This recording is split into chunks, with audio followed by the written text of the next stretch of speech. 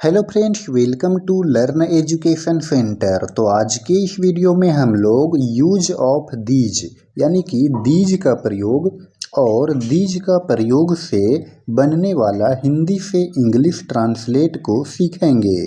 तो चलिए शुरू करते हैं आज के इस वीडियो को। तो सबसे पहले हम जानेंगे कि दीज का प्रयोग कहाँ पर होता है। तो देखिए, अगर वाक्य में सब्जेक्ट यानी कि कर्ता या ऑब्जेक्ट यानी कि कर्म या नाउन यानी कि संज्ञा नज़दीक है और प्लूरल यानी कि बहुवचन में हो तो वहाँ पर दीज का प्रयोग किया जाता है।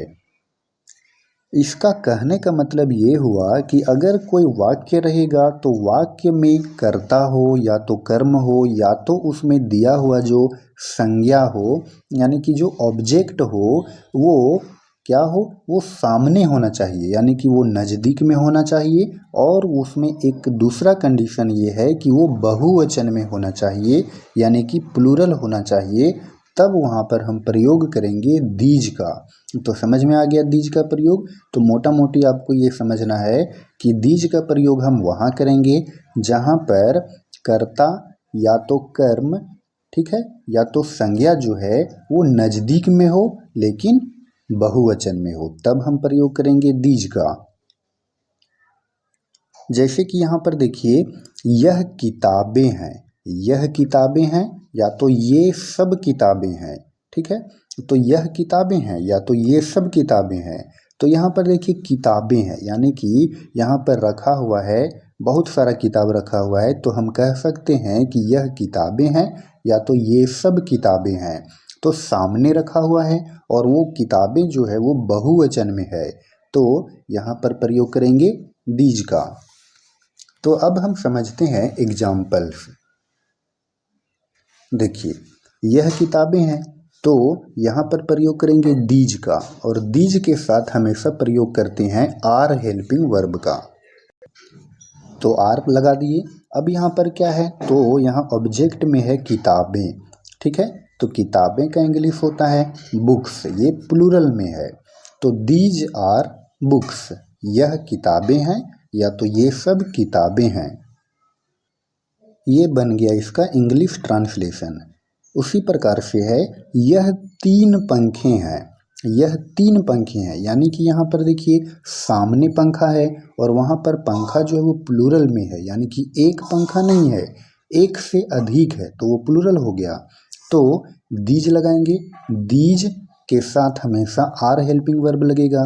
तो दीज आर कितने पंखे हैं, तो तीन पंखे, तो तीन का हो गया थ्री और पंखे का फैंस। तो दीज आर थ्री फैंस, यह तीन पंखे हैं। नेक्स्ट है, यह घोड़े हैं, तो यह घोड़े हैं, घोड़े जो है वो सामने है और बहुवचन में है, तब हम प्रयोग करेंगे दीज का। तो दीज हो गया। अब यहाँ पर दीज के साथ लगेगा आर हेल्पिंग वर्ब, तो आर लगा दिए।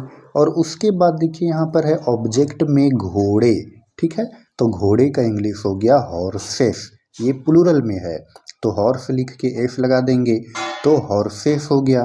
तो दीज आर हॉर्सेस, यह घोड़े हैं या तो ये सब घोड़े हैं, दोनों का ट्रांसलेट सेम बनेगा।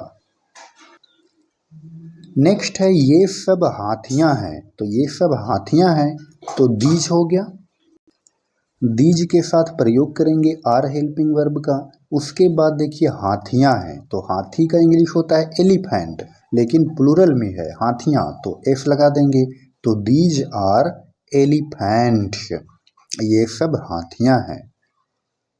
नेक्स्ट है, ये सब संतरे हैं, तो ये सब संतरे हैं, तो ये सब का हो गया दीज, और दीज के साथ लगाएंगे आर हेल्पिंग वर्ब, और संतरे का हो गया ऑरेंज, तो दीज आर ऑरेंज, ये सब संतरे हैं। नेक्स्ट है, ये सब मिठाइयाँ हैं, तो ये सब का इंग्लिश हो गया दीज, और दीज के साथ प्रयोग करेंगे आर हेल्पिंग वर्ब, और मिठाइयाँ का हो गया स्वीट्स, तो दीज आर स्वीट्स, ये सब मिठाइयाँ हैं। नेक्स्ट है, यह जूते हैं, यह जूते हैं, तो यह जूते हैं या तो ये सब जूते हैं, क्योंकि यहाँ पर जूते जो है वो प्लूरल में है। तो हो गया दीज, और दीज के साथ प्रयोग करेंगे आर हेल्पिंग वर्ब, तो आर लगा दिए। और जूते का हो गया शूज, SHOE। शू मीन्स होता है जूता, लेकिन यहाँ पर एस लगा देंगे तब ये बन जाएगा प्लूरल। तो हो गया शूज, दीज आर शूज, यह जूते हैं। नेक्स्ट है यह मेरी कलमें हैं, या तो आप कहिए ये सब मेरी कलमें हैं। तो देखिए दीज हो गया, अब दीज के साथ प्रयोग करेंगे आर हेल्पिंग वर्ब, और मेरी का हो गया माई, और फिर कलमे का हो गया पेन्स। तो these are my pens. Next है यह उसकी गायें हैं, तो यह उसकी गायें हैं या तो ये सब उसकी गायें हैं। तो दीज हो गया, दीज के साथ प्रयोग करेंगे आर हेल्पिंग वर्ब, और उसकी का हो गया हर, और फिर गायें का हो गया काउज। ठीक है, काउ लिख के एस लगाना है तब प्लूरल बन जाएगा। तो दीज आर हर काउज, यह उसकी गायें हैं। लास्ट है 10 में, ये राकेश और मोहन है। अब यहाँ पर देखिए, यहाँ पर लिखा हुआ है ये राकेश और मोहन है। तो यहाँ पर राकेश और मोहन दो व्यक्ति हैं, तो एक से ज़्यादा व्यक्ति होने पर प्लूरल बन जाता है। तो एक से ज़्यादा व्यक्ति है, ठीक है। अगर एक ही व्यक्ति रहता, या तो राकेश या तो मोहन में से कोई एक व्यक्ति रहता, तब तो यहाँ पर दिस का प्रयोग होता। लेकिन एक से ज़्यादा व्यक्ति हो गया तो प्लूरल बन गया, तो दीज का प्रयोग करेंगे, और दीज के साथ प्रयोग होता है आर हेल्पिंग वर्ब। तो दीज आर कौन कौन है, राकेश और मोहन। तो these are Rakesh and Mohan. तो ये हो गया इसका इंग्लिश ट्रांसलेट।